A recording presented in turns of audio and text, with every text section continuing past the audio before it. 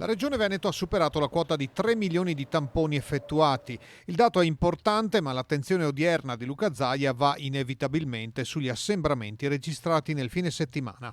La partita degli assembramenti è la vera partita, è quella dei contagi, no? L'ho detto a un vostro collega ieri in un'intervista, cioè non è che possiamo ridurci ai livelli di dire facciamo una legge per dirti di non buttare le carte per terra. Cioè vuol dire che il senso civico è finito.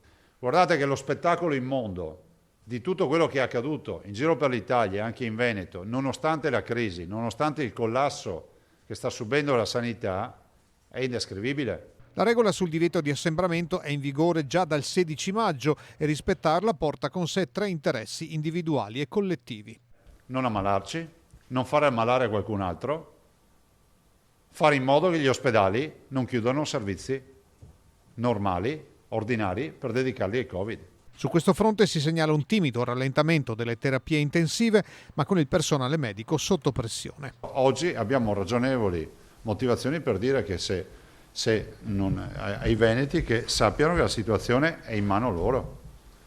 Cioè non esiste che si delega tutto alle scartoffie. Il possibile lockdown nei giorni cruciali delle festività natalizie, secondo Zaia, dovrà essere accompagnato da adeguati ristori. Non dico 90% alla tedesca, ma arrivassimo anche al 60% o a quello che è 65%, io sono convinto che le imprese a questo punto si rendano assolutamente conto che possono far parte di questa sfida. Le vaccinazioni su base volontaria partiranno a metà maggio e si dovrebbero completare entro giugno. Prima toccherà agli operatori sanitari, poi agli anziani e a chi svolge servizi essenziali, infine a tutto il resto della popolazione.